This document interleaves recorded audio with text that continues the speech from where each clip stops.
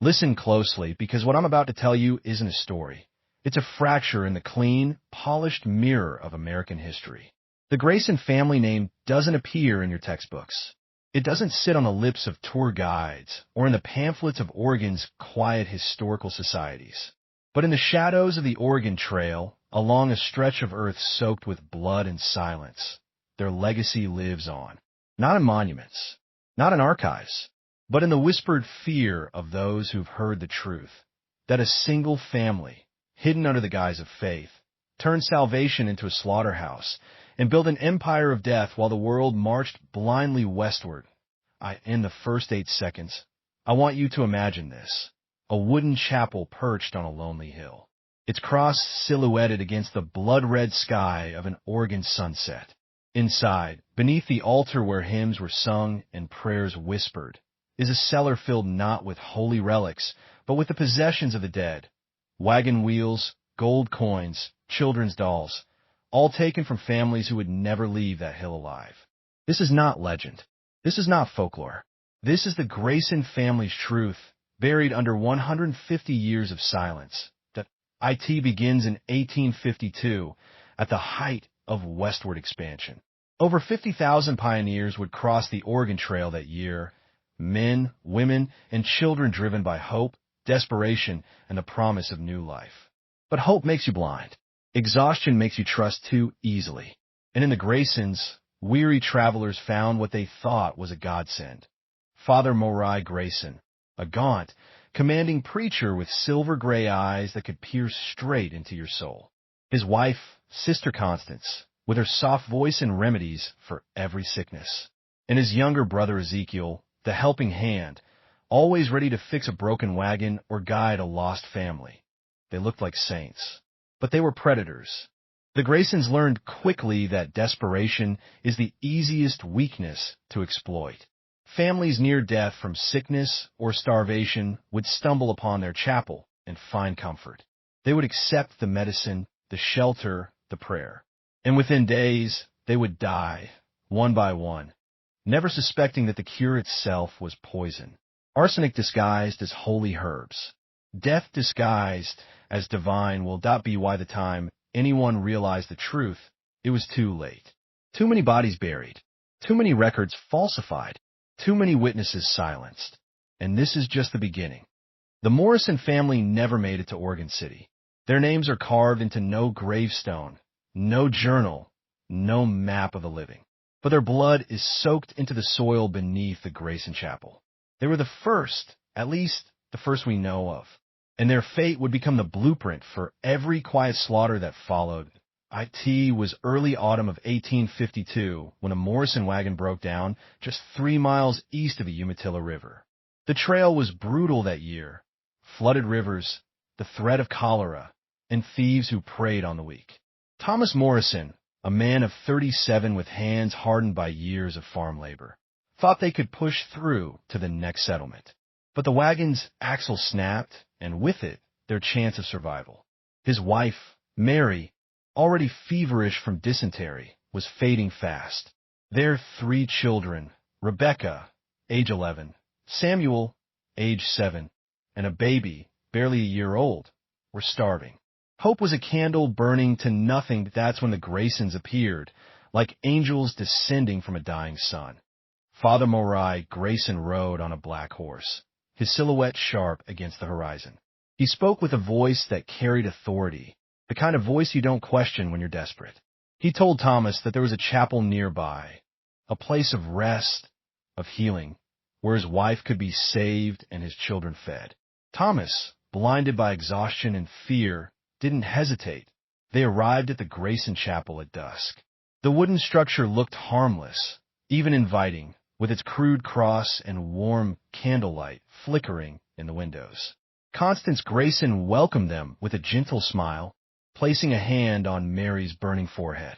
She whispered prayers and promises, her voice a lullaby. Ezekiel took the children to feed them warm broth and bread, and Father Morrison, he led Thomas into the cellar, under the pretense of preparing medicine. The Morrison family never left that hill. Witnesses, those few who escaped the Graysons' grasp, spoke of strange hymns sung that night. Low, guttural chants that did not sound like the hymns of God, but of something older, something that fed on fear. By morning, the wagon was gone, their possessions stripped, and the family buried in shallow graves behind the chapel.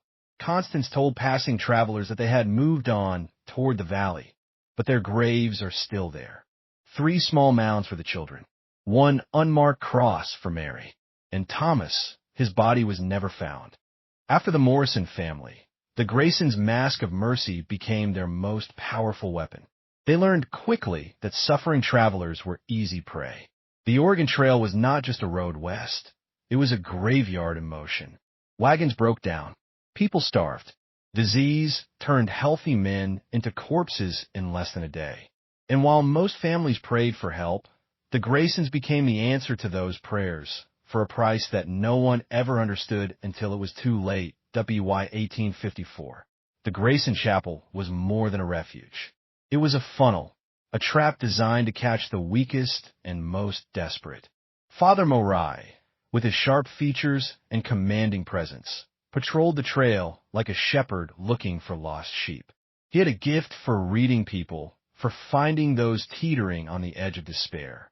Constance, his wife, played the role of the gentle savior, offering soft words and warm food. And Ezekiel, their silent son, was the shadow that carried out the tasks no one wanted to speak of. Their killings were not random. They were methodical. Survivors who later escaped spoke of strange rituals performed in the cellar beneath the chapel. The victims were not just murdered, they were offered. Witnesses described blood markings on the walls, carved symbols that did not resemble any Christian cross, but rather something primal, something carved into the earth before the first church bell rang. It was as though the Graysons were feeding something unseen. The Graysons always kept the appearance of holiness. They held Sunday services, sang hymns, and even baptized the children of passing settlers. But at night, the chapel's windows glowed red from within. Some claimed they heard screams mixed with the sound of prayer, like 2 worlds colliding in the dark. Over time, the locals began to suspect. Travelers would vanish after visiting the chapel. Wagons were found burned or abandoned near the trail. Yet the Graysons were untouchable. They had charm, influence, and a way of twisting words. When questioned, Father Morai would remind people that the trail was a dangerous place, that death lurked everywhere. "We do not bury the dead," he would say with a solemn look. "We guide the lost to peace." And yet, peace was never what the Graysons offered. By the end of 1855, there were whispers of at least 7 families, nearly 30 people, who vanished within sight of that hill. The first man who dared to investigate the Graysons was Samuel Hargrove, a trapper and former soldier who had seen enough death to recognize the smell of something unnatural. In the spring of 1856, he came upon a wagon half buried in mud along the Oregon Trail. The oxen were gone, the canvas ripped, and what remained of the Morrison family's belongings were scattered like the wind had tried to erase them. But it wasn't nature that disturbed Samuel. It was the blood. It was everywhere, blackened and soaked into the earth, as if something had dragged bodies away rather than simply killed them on the spot. Samuel wasn't a man of faith. He didn't trust priests, preachers, or anyone who claimed to speak for God. So when he heard whispers about the Graysons and their so-called Chapel of Mercy, he followed the trail himself. Over 2 nights, he watched from the tree line, unseen. What he witnessed burned into his mind like a brand. By day, the Graysons played the part of holy saviors. They sang hymns and gave bread to passing travelers. But when darkness fell, Samuel saw a different side of them. He saw Father Morai and Constance dragging something heavy into the cellar, a sack that dripped dark stains onto the ground. He swore he heard chanting, guttural and not of any language he knew, rising from beneath the chapel. He counted 3 voices, the priest, his wife, and that silent boy, Ezekiel. What they were summoning or feeding, Samuel did not want to imagine. On the 3rd night, Samuel crept closer. He followed the trail of blood behind the chapel, where the earth had been disturbed. He dug with his bare hands until his fingers struck something cold. It wasn't a coffin. It was bone. The ground was thick with shallow graves. Men, women, children, all dumped like waste. And yet, some of the bones looked wrong. Some were carved with symbols. Others didn't even look human.h. He returned to town and tried to warn the settlers. But no one wanted to listen. The Graysons had too much sway, too much power over the minds of the weak and the devout. Samuel realized that if he were to expose them, he'd have to do it himself. He began planning. He gathered 2 rifles, a hatchet, and a lantern. His intention was simple, to burn the chapel to the ground and drag the Graysons out screaming. But Samuel never came back. His camp was found days later, torn apart. His rifle lay, snapped in half, and all that remained of him was a trail of blood leading back toward the hill where the Graysons' chapel stood. After Samuel Hargrove vanished, fear began to spread like rot through the settlements along the trail. Travelers whispered about a shadow that followed them at night, a presence that crept between their wagons and lingered just beyond the firelight. Some claimed they saw a pale boy watching from the ridge, standing still as stone even in the dead of night. Others swore they heard a low, throaty hymn echoing through the trees. No words, just a sound that made the skin crawl and the horses panic. The Graysons never spoke of Samuel. When someone asked about him, they smiled like they knew a joke no one else could hear. Father Morai would place his hand on your shoulder, gaze deep into your eyes, and assure you that Samuel had moved on to a better life. Constance would bring out bread, warm and fragrant, but the smell of it, rich and metallic, made some wonder if it was even grain she was baking. Disappearances became frequent. Lone riders, hunters, even whole families gone. It was always the same story. The wagon wheel tracks would lead up toward the Graysons' hill, and then nothing. Just broken branches and drag marks, as if the earth itself had swallowed the unlucky. Settlers began calling it the Chapel of Mercy, in bitter jest, though no one dared say it too loud. Mercy was the last thing anyone found their point one night. A group of 6 men from the nearest town, hard men, armed with rifles and torches, rode to the chapel to demand answers. A neighbor claimed to have seen their lights on the horizon, moving like fireflies in a storm. But no one ever saw those men again. Days later, pieces of their horses were found in the river, stripped to bone. The torches were discovered bent and blackened, as if they'd been held to a fire that burned hotter than anything natural. It was then that people began whispering the word demon. They said Father Morai had made a pact that the Graysons were no longer human. The boy, Ezekiel, was said to be the Watcher, a creature with eyes that could freeze your breath and pull the soul right out of your body. Some swore they saw him on the trail, smiling, a smile that was too wide, too sharp to be why the fall of 1856, entire wagon parties were choosing to risk starvation rather than pass near the chapel. The Graysons didn't seem to care. Their fires burned brighter, their hymns grew louder, and travelers reported seeing new crosses planted outside the chapel, each one carved from bone. By the winter of 1856, the Grayson Chapel had become a stain on the map, one that no guide or scout would mention aloud. But travelers could feel its pull. Even when they avoided the trail, they said the wind carried the chapel's hymns for miles, low and mournful, like a funeral song that never ended. It was as if the building itself wanted to be found. Then the storm came. It began as a strange haze on the horizon, a rolling black wall that looked like neither rain nor dust. The first travelers who saw it described lightning that didn't flash but stayed, spiderwebbing across the clouds as if the sky had been split open. The wind howled like an animal in pain, and with it came a sound, soft at first, then deafening, a chorus of voices chanting in perfect unison. The closer it came, the more the cattle panicked and the children screamed. It wasn't just a storm. It was a warning. The Graysons stood outside their chapel as it rolled in, holding hands, smiling, their faces turned upward as though they were welcoming something holy. Father Morai raised a staff carved for what looked like a spine, and the storm split around their hill as if avoiding them. Witnesses, those who survived, said the lightning curved in the sky, forming a ring over the chapel. It didn't strike the ground. It waited. That same week, 3 more families vanished. Not a trace left. No prints, no spilled belongings, nothing. Some claimed they saw pale figures walking single file into the storm, heads bowed as if in prayer. Their bodies were never found. Word spread quickly. Fear turned the Oregon Trail into a graveyard of abandoned wagons and broken wheels. People believed that the Graysons had called the storm, but the chapel itself was a doorway to something worse than death. A few desperate souls tried to burn it down, but they never made it past the gate point. One survivor, a woman half-mad with tea, error, stumbled into a nearby town days later. Her hair was white, her hands shredded from clawing at the frozen earth. All she could whisper was, "The boy smiled when the storm came. His eyes, he had no eyes." The townsfolk boarded up their windows, but it didn't matter. The storm began following them.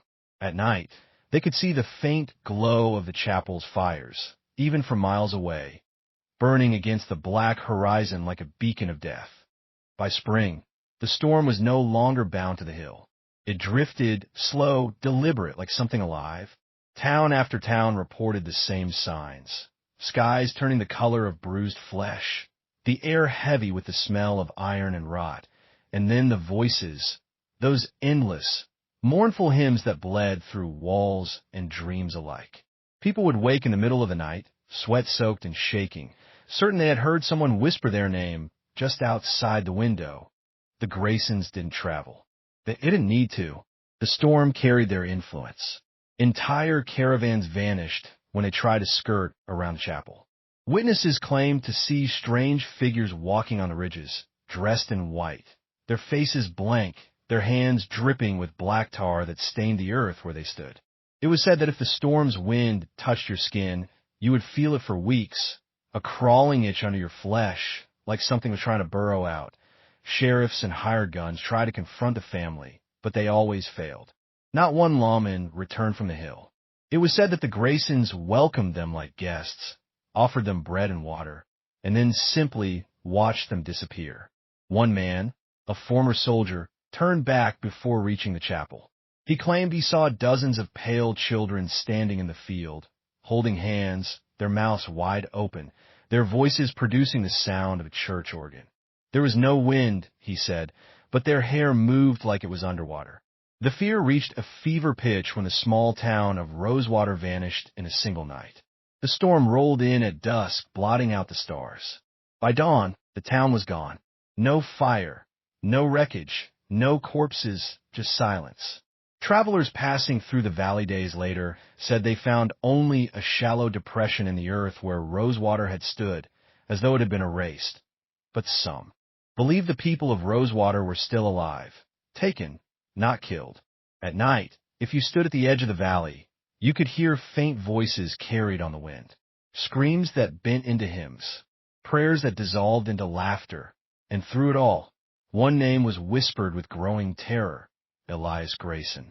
The boy who no longer had eyes but saw everything. Elias Grayson had been silent for most of his childhood, a shadow trailing behind his mother and father, his head always bowed as though listening to something the rest of the world could not hear. But by the time Rosewater vanished, Elias no longer spoke with his mouth. He spoke through the storm. People began to see him in their dreams. Men described a boy with hollow sockets where his eyes should have been, yet they felt him watching, peering into their memories, peeling back their thoughts like old wallpaper. Women would wake from sleep screaming, swearing they heard him whispering prayers in a language that made their blood run cold. These were not words of salvation. They were commands, demands, invitations to give up their names, their faces, their very existence. The Graysons themselves seemed to orbit Elias now, as if the boy had become the center of some gravitational force far beyond human comprehension. His mother, once a stern and commanding woman, now lingered near him like a servant waiting for instruction. His father, who had been a towering figure of authority, looked smaller, hollowed out, as if whatever dwelled inside Elias was slowly consuming the entire family. Witnesses who survived the outskirts of the storm spoke of a horrifying ritual. They claimed to see Elias standing in the ruined chapel, his eyeless face tilted toward the ceiling as though staring into something above the clouds. Around him, the walls bled. The altar trembled, and the storm itself seemed to pulse in rhythm with his breath. One hunter, half mad and shaking when he returned to town, swore he saw Elias levitate. He wasn't standing on the floor, the man whispered. He was floating just above it. And when he turned his face toward me, God help me, I felt my heart stop, like he was inside me, pulling at the strings, trying to see how I worked. The legend of Elias grew darker. With each passing month, farmers left entire fields to rot rather than pass near the hill. Children were kept indoors, as parents feared that even hearing his name might draw his attention. But then came the first message, a string of symbols carved into the bark of trees miles away from the chapel, all leading toward a single phrase burned into the side of a barn. The storm is awake.